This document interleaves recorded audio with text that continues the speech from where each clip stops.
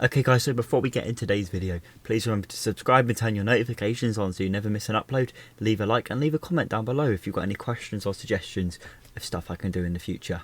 On with the video. Okay, so today we're back with something a little bit different. This is kind of a new idea that I had for a video, based off other similar videos of a different topic. So a couple of weeks ago, it was quite a long time ago now, before my little break off YouTube, but I put something up on my story saying to all my followers that are autistic or have knowledge about society's perception of autism, please leave your common misconceptions / assumptions down below for a video. So I put this up on my Instagram story. My Instagram is finnmcgwyre. You can go and follow it if you want to. It'll be down in the description below. So the first one we've got here is that autistic people look autistic. So I think the best way to explain this one is that a neurotypical person has this perception of an autistic person where they see them stimming out in public, out in a supermarket, wherever that might be, and these stims might be, very visible, whether that's like flapping your hands around, that's a very common one, or whether that's making noises. There's many different kinds of stimming, and there's many different ways that people stim. So when people say that someone looks autistic, that's usually because they stim quite a lot and their stims are a lot more visible and a lot more obvious. But then when they say an autistic person doesn't look autistic, that's because they might not see them stimming as much, or their stims might not be quite as obvious. And I think that's probably one of the main things why people say look autistic. It's all to do with the more visible traits of autism rather than what being autistic actually is. The next one is that autistic people are either really smart or really not.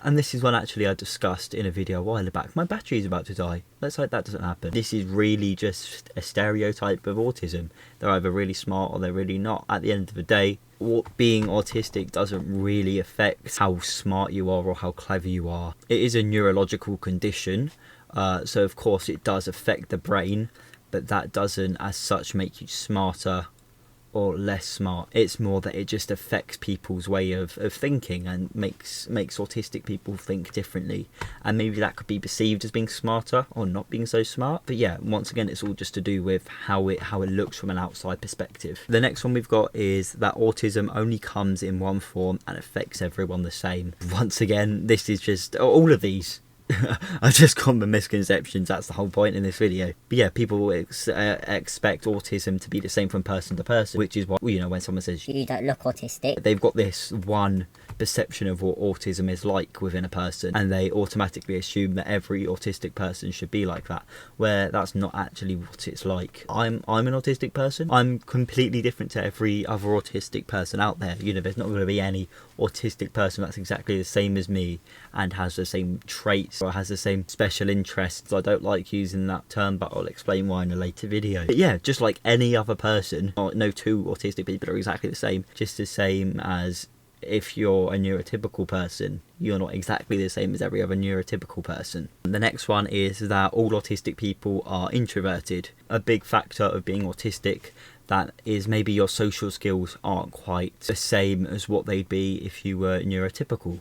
Or maybe it's just because you feel you don't need to talk to people. A lot of autistic people only talk to people that they want to talk to. And if there's someone they don't need to talk to, or they feel the need to talk to, or they don't feel the need that they need to talk to that person, if that makes sense, then they won't. They only talk to people if that's absolutely necessary. But then again, that doesn't go for every single autistic person. There is some autistic people that completely put themselves out there, and they may talk more than a neurotypical person. They may talk just as much as a neurotypical person. But once again, it's no different from someone that isn't autistic. You get some neurotypical people that are really extroverted and they like talking, they like putting themselves out there.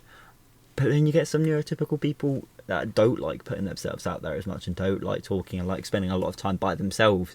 And once again, it's the same with autistic people. Some of us like being on our own, and some of us like being around other people. It's very similar to not being autistic. Okay, so after I answered the last one, the camera decided to die. So if it's at a slightly different angle now or whatever, that's why, because the battery decided to die on me. But it's all charged up now, so we're fine. So straight on to the next one. Autistic adults can't stay in any kind of employment. So this is one that I'm going to find really interesting to talk about. just because I'm 18 years old myself and I've already had quite a few jobs. But we've looked at the figure in my talk that I did a while back at the Autism show. You can find that in the card or in the link in the description below. And I talked about the employment figures, especially in the UK, about the amount of autistic people that are in any kind of employment at all. And we kind of discussed a little bit about why that was. And I think a lot of what it's down to is, well, part of it could be discrimination, because under the 2010 Disability Equality Act, you've got to put down on a job application if you're autistic, and then job employers are meant to treat you any differently depending on, you know, whether you are autistic or whether you're not autistic or whether you have any kind of disability at all. Employers aren't meant to treat you any differently because of that. But just having that information disclosed, I feel like it already puts a lot of employers off. Employers, they don't give autistic people a chance. They just assume straight away, this person's autistic, they're not going to be beneficial within my company. The assumption was that autistic people can't stay in any kind of employment. The only thing I can think of is it needs to be a workplace that suits autistic people, because even if it's a workplace that hires an autistic person, that doesn't necessarily mean it's a suitable job for an autistic person. One of the main things that a lot of autistic people like is having that constant routine. And if you have a job where you only get your rota for the week, like a week before, and it's completely different every week and you never know what shift you're going to get, then that can completely throw it off. And that might be classed as a job that's not suitable for an autistic person. You know, there's so many other things that it's just jobs don't adapt to suit autistic people. And that's something I think they need going into the future, because it's why a lot of autistic people can't stay in any kind of employment. Okay, so the next one is actually about girls and autism. And I thought, who's more required to talk about girls and being autistic than an autistic girl themselves? So I asked one of my friends, Sez, if she could talk about this assumption. So take it away. Girls aren't autistic enough to be autistic. You mask it to fit in. That's a little bit of a debunk, isn't it? And it's not true. Well, half of it is.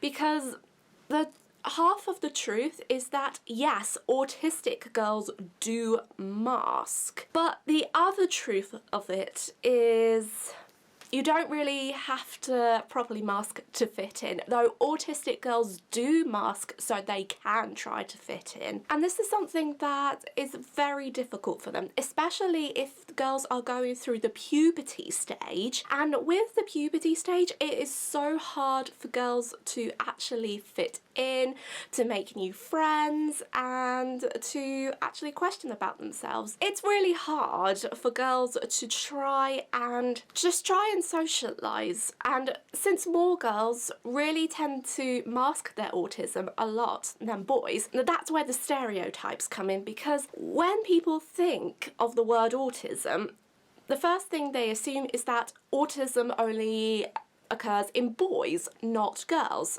And this is not true. Everyone, regardless of gender, can be autistic. Okay, thank you very much for that, Sez. That was extremely helpful. Go and follow Sez. I'll put all our links in the description below. Has an amazing YouTube channel. Okay, so the next one is meltdowns can be mistaken for just being naughty kids. So that is something that happens. Meltdowns, you know, can very much be mistaken for kids being naughty from people that don't know what being autistic is. And it's just a massive misunderstanding, really, because if you're someone that doesn't know about autism, you're not going to understand the struggle, and you're not going to understand why said person or said child in this situation is having a meltdown, because it could very easily be seen. You've got this kid kicking and screaming, you've got this kid, you know, disobeying what their parents are telling them to do. Must be a naughty kid, but that's not necessarily what it is. It's more that the autistic person, there's many different situations that can cause meltdown, but they're finding it hard to process a situation, and they've got all this information going in, but they can't process it properly and they don't know what to do with it, to a point where it's just sensory overload. We've all heard that term so much, and they're getting so much information that they just can't process it properly, and you've got to get it out somehow. And that's just one way that a meltdown can be caused. So it's not necessarily that the kid's being naughty, it's that the kid is struggling, and that's their only way of being able to cope in the situation, I suppose is the best way of putting it. It can be quite a hard thing to wrap your head around, but once you start learning a bit more about autism, it makes sense. So the next one I've got is that all autistic people are like Rain Man. Okay, so if you didn't know, Rain Man is this movie that was made about someone with an autistic brother, I think. Myself, I haven't actually watched Rain Man, but that's just kind of what I can understand from what I've heard about. So as much as I can't answer the assumption about all autistic people being like Rain Man, as I said in previous questions, no two autistic people are the same, just like no two neurotypical people are the same. And it's very often hard to understand that when you've got autistic people being portrayed one way in the media. You can often think, well, that just must be what autistic people are like, if you don't have previous experiences with autistic people.